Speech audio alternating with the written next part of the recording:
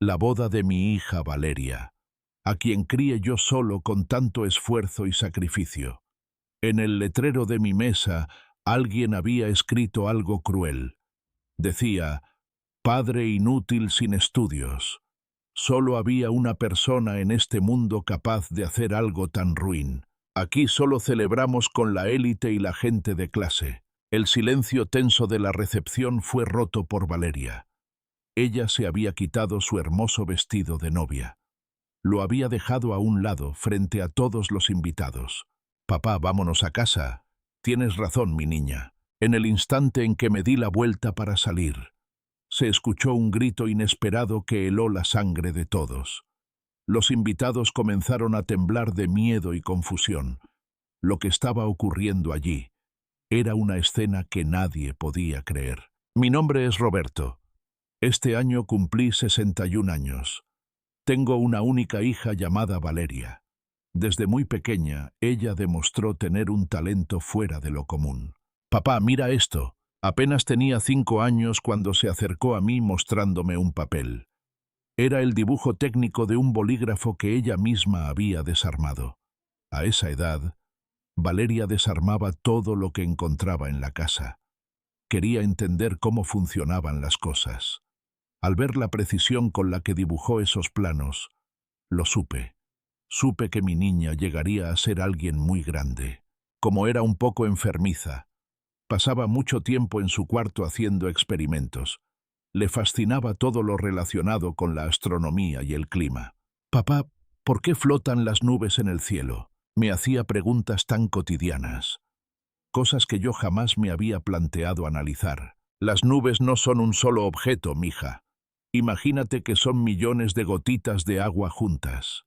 Flotan por una mezcla de la gravedad, la temperatura y el peso». Para una niña de primaria, esa explicación sonaba muy complicada, pero ella fue con su maestro de ciencias e investigó a fondo.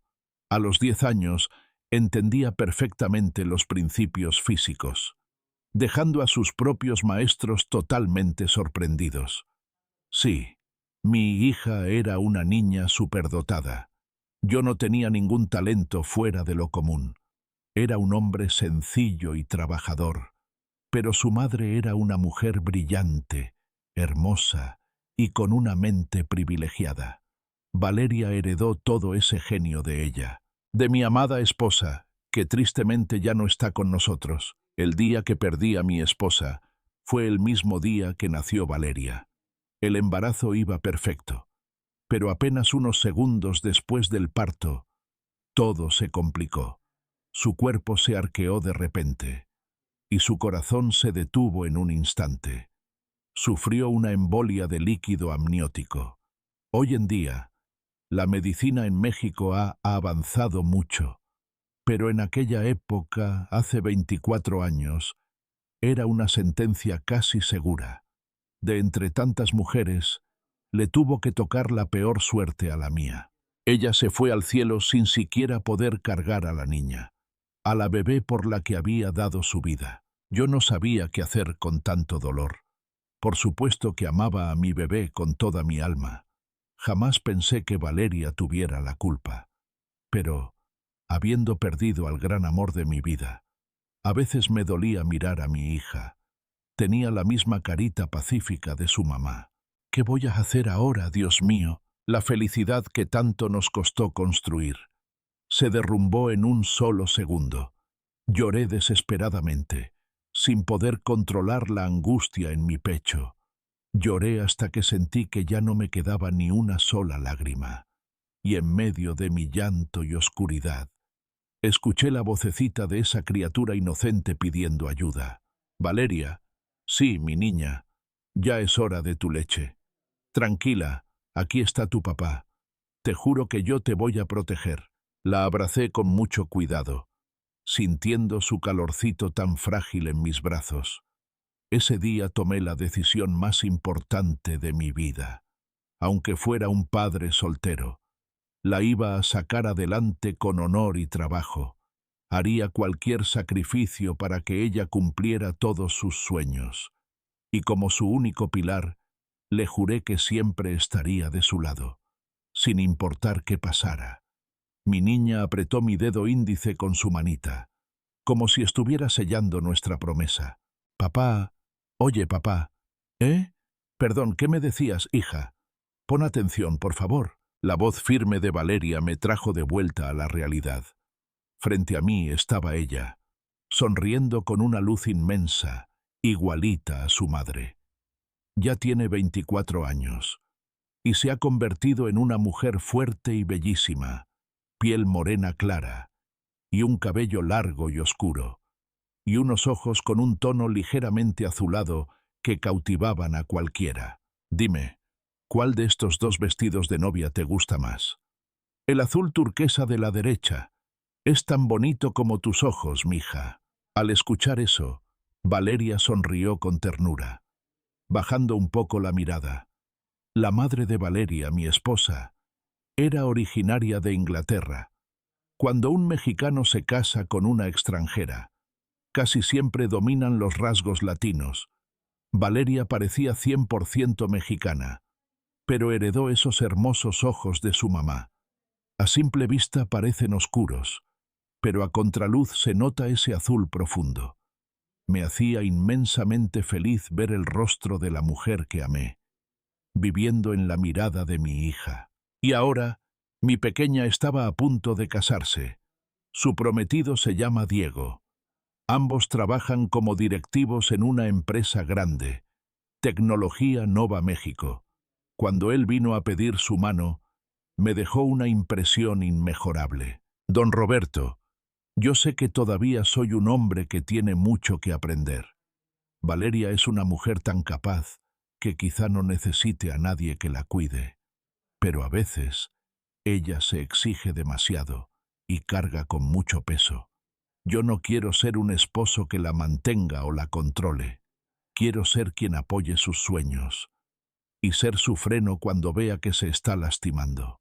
Me conmovió mucho escuchar a un muchacho hablar con tanta madurez. Le di mi bendición con el corazón en la mano. Los preparativos de la boda avanzaron rapidísimo, pero había un detalle que me tenía un poco inquieto. Oigan, ¿no creen que ya deberíamos conocer a los papás de Diego? Ellos ya se habían presentado formalmente como pareja, pero los consuegros y yo aún no habíamos cruzado palabra.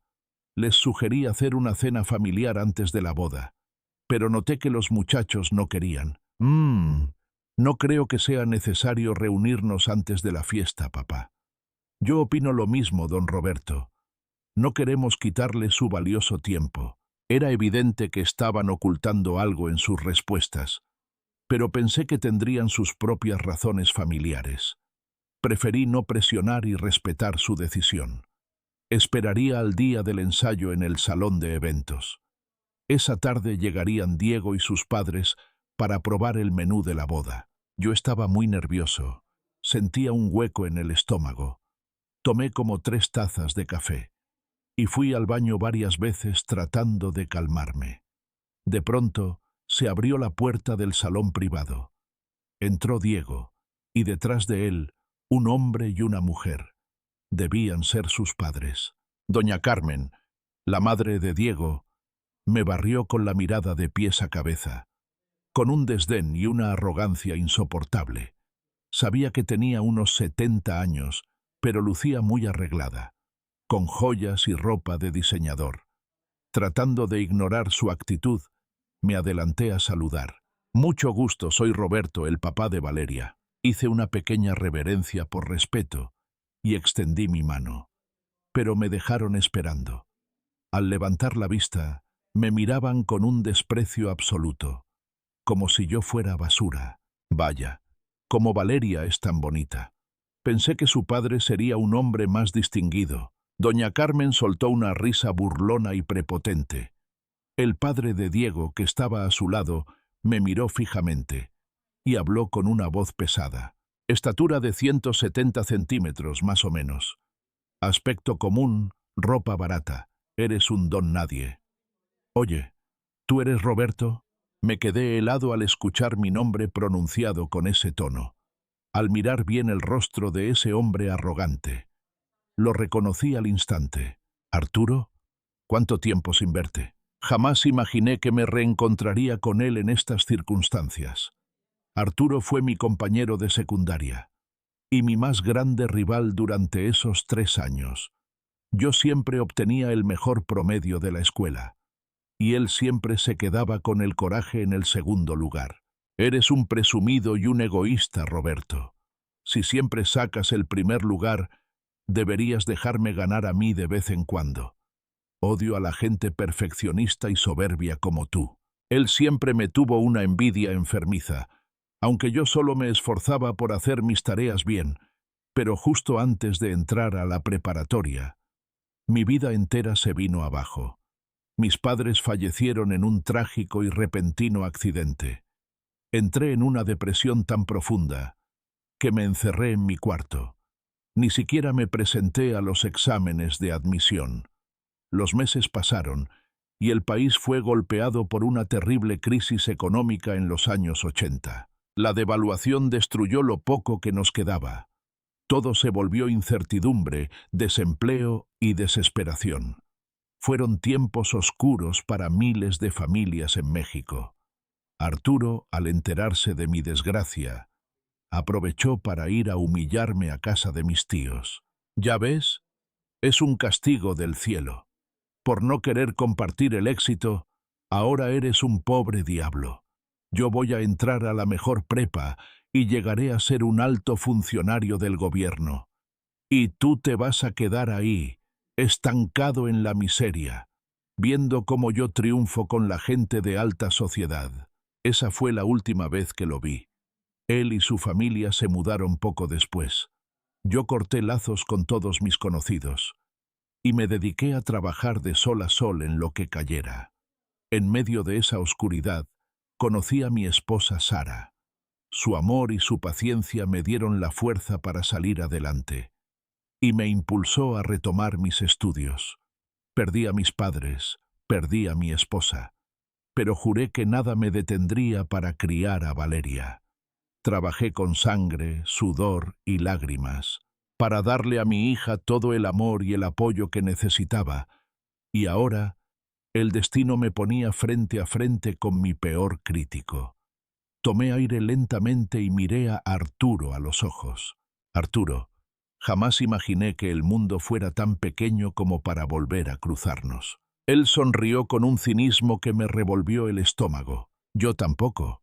Nunca pensé que mi hijo se casaría con la hija de un fracasado sin estudios. Pero bueno, el mundo da muchas vueltas. Apreté los puños, tratando de contener mi coraje. Podía soportar que me insultara a mí, pero no iba a tolerar que hablara así de mi hija. Por naturaleza soy un hombre pacífico, pero mi instinto de padre me obligó a responder. Los que se van a casar son Valeria y Diego. Nosotros solo seremos consuegros en el papel, nada más y nada menos. No te confundas, Arturo. A él no le gustó nada que le contestara con tanta firmeza. Se sentó en el lujoso sofá del salón, cruzando las piernas con ínfulas de grandeza. Yo no tengo la más mínima intención de ser familia de un muerto de hambre. Dejaré que se case con ella, porque la muchacha salió inteligente y tiene un buen puesto. Pero en cuanto firmen el acta de matrimonio, Valeria cortará toda relación contigo para siempre. La vamos a adoptar legalmente como parte de nuestra familia. Antes de que yo pudiera decir algo, Diego levantó la voz, totalmente furioso. «Papá, un momento. ¿De qué estás hablando? Ni Valeria ni yo sabíamos nada de esta locura. Mamá, ¿tú sabías esto?» Doña Carmen se hizo la desentendida, arreglándose las uñas con desdén. «Ay, hijo, ya sabes que en esta familia lo que dice tu padre es la ley. No me digas que por juntarte con esta gentuza se te pegó lo corriente». Sentí un profundo asco por la actitud clasista de esa mujer. Diego apretaba los puños. Su rostro estaba rojo de coraje y profunda vergüenza. Comprendí perfectamente por qué los muchachos querían evitar este encuentro. Valeria, dándose cuenta de que la situación estaba a punto de estallar, intervino con mucha calma. «Familia, venimos a disfrutar del ensayo y a probar los platillos de la boda. No arruinemos este momento con tensiones innecesarias, vamos a la mesa. Valeria cambió de tema con tanta elegancia que desarmó la discusión. Doña Carmen bufó, tomó su bolso de marca y se puso de pie con pesadez. Tienes razón, niña. Vine a asegurarme de que la comida sea digna de la alta sociedad. Al verla caminar dándonos la espalda, noté un movimiento extraño en su postura. Arrastraba ligeramente el pie derecho. Disculpe, doña Carmen, su pierna... Traté de advertirle, pero me calló de inmediato. Guárdese su lástima y sus opiniones de pobre. ¿Qué va a saber de salud un ignorante como usted? Me mordí la lengua y dejé que se alejaran hacia el comedor principal. El salón se quedó en un silencio incómodo. Diego cerró la puerta y se inclinó frente a mí, casi llorando. Don Roberto, le pido 1000 disculpas por la grosería de mis padres. Siempre han tratado a la gente humilde con desprecio. Es algo que me avergüenza y no puedo cambiar. En momentos así, desearía que mi hermano mayor estuviera con nosotros. Valeria me había comentado que Diego tenía un hermano, pero que había fallecido trágicamente en el extranjero. Mi hermano Carlos era un farmacéutico brillante, un genio en lo suyo, pero a los 25 años decidió que quería irse de México para ayudar de verdad. Mis padres hicieron un escándalo y lo amenazaron para prohibírselo. Era lógico que tuvieran miedo. No iba de vacaciones ni a un hospital privado de lujo. El camino que Carlos eligió era noble, pero extremadamente peligroso. ¿Ha escuchado hablar de las brigadas médicas en zonas de pobreza extrema y conflicto? Mi corazón dio un vuelco al escuchar esa frase. Tragué saliva y le respondí con la voz entrecortada. Sí, claro que sí. ¿Tu hermano se unió a ellos? Así es, don Roberto. Por eso mis padres nunca se lo perdonaron. No fue necesario que Diego dijera más. Yo sabía perfectamente los riesgos de ese trabajo y el trágico final que tuvo aquel muchacho valiente. El ambiente se puso muy pesado, pero Valeria nos tomó de las manos para darnos ánimo. Mi amor, no te pongas triste hoy. Sé lo mucho que extrañas a Carlos, pero él dio su vida haciendo lo que amaba. No querría verte llorar. Diego respiró hondo, limpiándose una lágrima, y asintió con una media sonrisa. Tienes razón, mi vida. Don Roberto, de nuevo, le ruego que me perdone. No te preocupes, Quiquesijo. Los protagonistas de esta historia son ustedes dos. Mientras ustedes se amen y sean felices, el clasismo de tus padres no me importa. Decidí guardarme mi orgullo. Durante la comida, los padres de Diego se portaron falsamente amables. Solo por la presencia de los meseros. Yo pensé que las aguas se habían calmado y regresé a mi casa tranquilo. Los meses volaron y llegó el esperado día de la gran boda. Ver a mi pequeña caminando hacia el altar vestida de blanco me llenó los ojos de lágrimas de felicidad. Llevé una foto pequeña de mi esposa Sara en el bolsillo de mi traje, cerquita de mi corazón. Quería que ella también estuviera presente bendiciendo a nuestra hija. La ceremonia religiosa fue hermosa y profundamente conmovedora, pero al llegar al lujoso salón de fiestas nos topamos con una humillación imperdonable. ¿Qué significa esto? En mi lugar asignado en la mesa principal había un elegante letrero, pero en lugar de mi nombre tenía escrita una frase cruel: padre inútil sin estudios. Los invitados de las mesas cercanas empezaron a murmurar y a señalarme. El capitán de meseros llegó pálido, retiró el cartel temblando y me pedía disculpas sin parar. Valeria estaba en el vestidor cambiándose para el baile, y Diego estaba con ella. Solo había una persona en todo el salón con la malicia para hacer esto. ¿Qué te pareció mi sorpresita, Roberto? Al voltear, vi a Arturo con una sonrisa torcida, gozando de mi humillación. Doña Carmen se tapaba la boca con un abanico para disimular su risa burlona. Sentí que la sangre me hervía de pura indignación. A mí no me importaba que me insultaran a mis 61 años. Yo ya no tenía nada que demostrarle al mundo, pero hacer un circo en la boda de mi hija, frente a cientos de invitados, era una completa bajeza. Traté de mantener la compostura. Arturo, a tu edad deberías tener vergüenza de hacer este tipo de bajezas. Mi respuesta tranquila enfureció su orgullo de papel. Yo soy un hombre de poder, graduado de las mejores universidades del país. Mi hijo y Valeria son altos ejecutivos, pura gente de éxito. Pero tú eres un pobre muerto de hambre que no terminó ni la prepa. Aquí solo celebramos con la gente de nuestra clase. Lárgate ahora mismo de nuestra fiesta. Los gritos de Arturo resonaron por todo el elegante salón. La música se detuvo. Decenas de curiosos empezaron a rodear nuestra mesa, justo cuando iba a enfrentarlo para defender el honor de mi familia. Escuché una voz. «Papá, vámonos a casa». Era una voz serena, grave y llena de una dignidad inquebrantable. Al voltear, vi a Valeria parada en medio de la pista de baile. Se había quitado el carísimo vestido de novia y traía puesta su ropa de calle. A su lado estaba el capitán de meseros, sudando frío. Valeria ya se había enterado de todo lo que había pasado en mi mesa. Diego venía caminando detrás de ella, sin saco y con la corbata desamarrada. «Vámonos de aquí, don Roberto». La voz de Diego era baja, pero cargada de una furia que daba miedo. Arturo y doña Carmen se pusieron histéricos al ver la escena. «Diego, Valeria, ¿qué locura es esta? La cena apenas va a empezar». Diego se acercó a su madre en completo silencio, con la mandíbula apretada.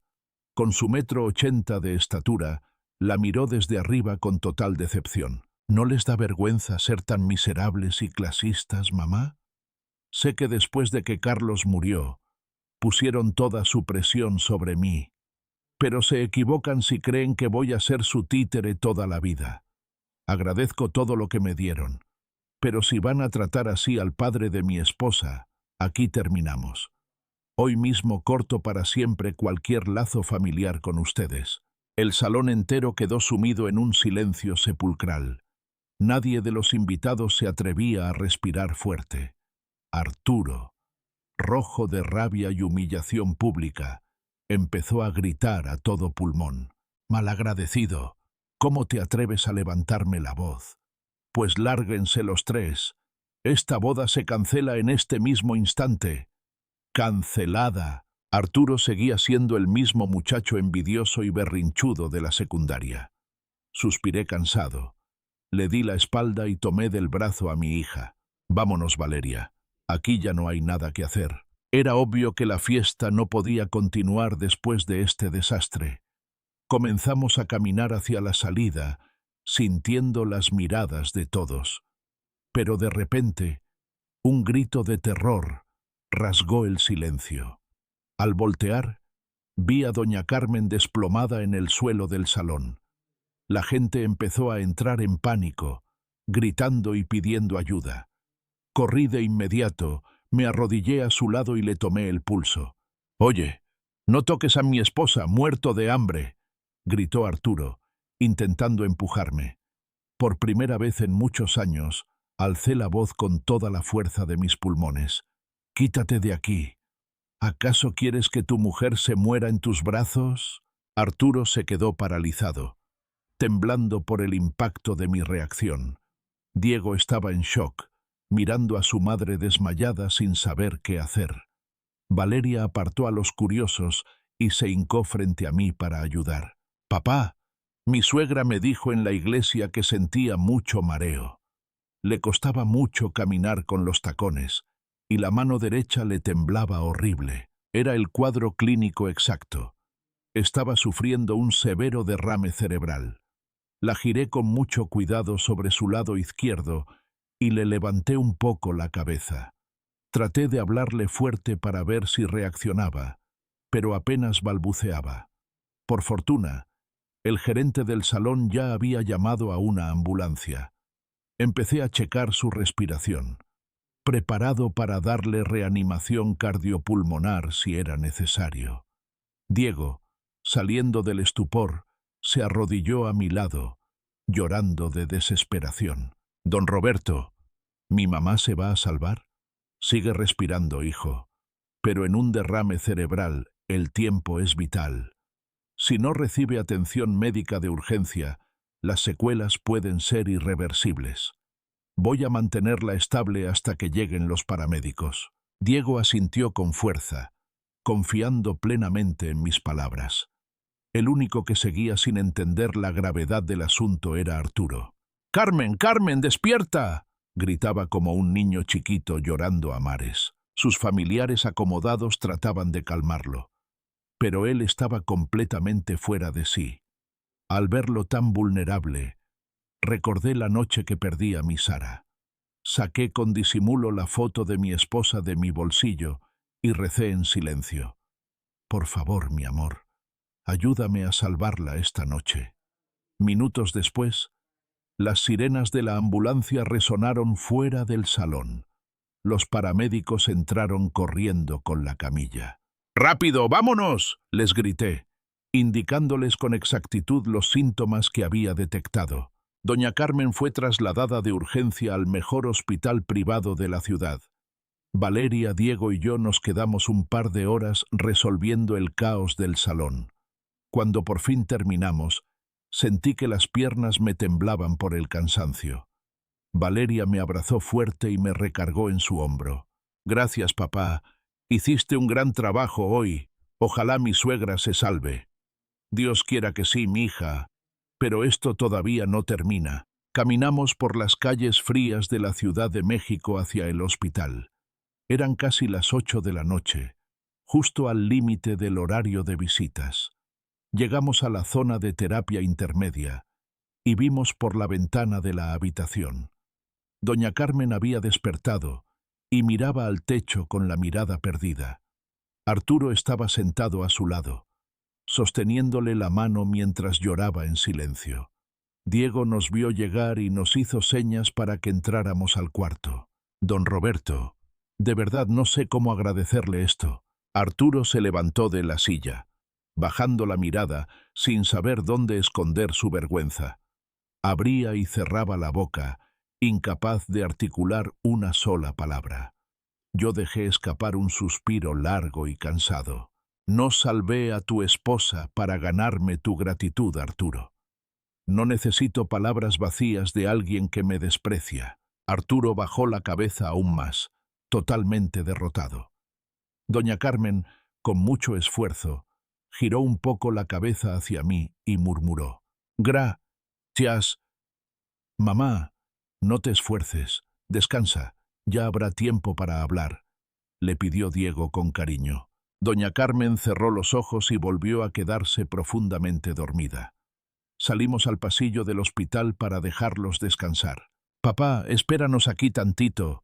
Vamos por unos tacos para cenar», me dijo Valeria. Me quedé a solas con Arturo en el frío pasillo de urgencias. El silencio era tan espeso que se podía cortar con un cuchillo. Para mi sorpresa, fue él quien rompió el hielo con voz temblorosa. Cuando Carmen cayó al suelo, yo me morí de miedo. No pude hacer nada. Tú actuaste con una frialdad y precisión increíbles. ¿Acaso trabajaste de paramédico alguna vez? Él seguía creyendo firmemente que yo era un perdedor sin estudios. Decidí que ya era hora de contarle la verdad sobre mi vida. Te equivocas en algo, Arturo. Nunca me quedé estancado en la secundaria. Estudié por mi cuenta, pasé el examen de prepa abierta y logré entrar a la universidad. Me gradué de la Facultad de Medicina de la UNAM. «¿Medicina?», repitió Arturo, abriendo los ojos de par en par. Recordé que, en nuestra juventud, Arturo soñaba con ser un gran doctor. Yo siempre creí que él estudiaría medicina, pero terminó en la política. «Mi familia siempre tuvo mucha influencia en el gobierno», me confesó con amargura. «Me obligaron a estudiar leyes y me exigían ser el número 1 en todo. Por eso me volvía loco cuando tú me ganabas en las calificaciones, Roberto». Ahora entendía el origen de toda su envidia y crueldad hacia mí. pero alcanzar la cima bajo las órdenes de otros no le trajo ninguna felicidad. Fui un funcionario muy poderoso, gané mucho dinero y respeto, pero mi corazón está vacío, Roberto. Mi vida no tiene sentido. Todo se apagó desde que perdí a mi muchacho. Te refieres a Carlos, ¿verdad? Le dije en voz baja. Arturo dio un paso atrás, asustado de que yo supiera el nombre de su difunto hijo. Saqué mi vieja cartera y busqué la fotografía que guardaba como un tesoro. Se la entregué lentamente. En la foto estábamos mi esposa Sara con su uniforme de enfermera, yo y un joven de gran sonrisa. ¿De dónde sacaste una foto con mi hijo? Carlos fue un miembro fundamental de nuestro equipo. En una brigada médica internacional en África. Mi esposa Sara y yo éramos los líderes médicos de esa misión. Y tu hijo Carlos fue nuestro mejor farmacéutico. Era un genio con las medicinas. Los recuerdos me golpearon el pecho, haciéndome un nudo en la garganta. Esa misión cambió nuestras vidas para siempre. Siéntete inmensamente orgulloso de tu hijo, Arturo. Fue un héroe de verdad. Salvó a cientos de niños en condiciones miserables. Cuando la enfermedad lo atacó a él, nosotros queríamos darle todos los medicamentos. Pero Carlos nos lo prohibió. Nos rogó que usáramos esa medicina en los niños de la aldea. Tenía el alma más noble que he conocido en mi vida. Arturo se tapaba la boca con ambas manos, tratando de ahogar sus sollozos. Él nunca hablaba de su familia acomodada en México. Por eso no sabía quiénes eran ustedes. Pero antes de partir, me hizo prometerle algo. Creo que hoy, después de tantos años, por fin puedo cumplir mi promesa. Saqué de mi cartera un pedacito de papel doblado y gastado por el tiempo. Era la última nota que Carlos escribió con sus propias manos antes de fallecer. Al ver la letra de su hijo, las piernas de Arturo no aguantaron más y se derrumbó en el piso. Ese muchacho, Carlos, no era mi hijo de sangre. Carmen era madre soltera cuando yo me casé con ella. Él tenía 13 años. Pero yo lo crié, yo lo amaba como si fuera mío. Era mi mayor orgullo. Ay, Carlos, perdóname, mi niño. Arturo lloraba desconsolado, golpeando el suelo del hospital, destrozado por el dolor y el arrepentimiento. Valeria y Diego regresaron corriendo al pasillo, asustados por los gritos. Arturo ni siquiera intentó disimular. Se abrazó a las piernas de Diego llorando como un niño pidiendo perdón. Días después, la familia completa fuimos a visitar a doña Carmen. Gracias a los medicamentos rápidos que le administramos, no tendría secuelas motrices graves. Con algo de rehabilitación, pronto volvería a caminar y a su vida normal. En cuanto entré a su lujoso cuarto de hospital, ella me miró fijamente a los ojos. ¿Esa enfermera de la foto que le diste a Arturo era tu esposa Sara? Sí, doña Carmen. ¿Acaso la conoció usted? La señora cerró los ojos y una lágrima resbaló por su mejilla. El mundo es un pañuelo, y el destino nos tenía preparada otra gran sorpresa. Cuando yo tenía 19 años, gané una beca para ir a Londres a estudiar. Mi mayor sueño en la vida era ser enfermera. Allá conocí a una jovencita brillante y hermosa llamada Sara. Compartíamos la misma vocación por ayudar a los demás. Pero la vida me cambió los planes. Me embaracé de Carlos. Perdí la beca. Regresé a México y me llené de amargura. Me alegra tanto saber que mi amiga Sara sí logró convertirse en un ángel de la salud. Tenía razón. En nuestras misiones, a Sara la llamaban el ángel del alivio. Doña Carmen respiró hondo, luchando contra su propia culpa. Carlos me lo advirtió antes de irse de este mundo, ¿verdad? Él sabía que las mujeres de mi familia moríamos de derrames cerebrales. Él siempre cuidaba de mi salud. Y yo, en mi soberbia, casi destruyo a la familia que le quedaba. Ella, Había escuchado todo lo que Arturo le contó sobre la valentía de su hijo. Su arrogancia y su desprecio por los menos afortunados habían desaparecido. Cuando perdimos a Carlos, el miedo nos volvió locos. Quisimos controlar cada paso de Diego para que no se alejara de nosotros. Nuestros prejuicios y nuestro clasismo los lastimaron mucho a ti y a Valeria. Roberto, fui una tonta, una mujer vacía. Te pido perdón desde lo más profundo de mi alma. Y gracias, gracias infinitas por regalarme más tiempo de vida. Ver a una mujer tan altiva humillarse sinceramente me conmovió. No había razón para guardar rencores en el corazón. Como médico, salvar vidas es mi vocación. No me debe nada, doña Carmen.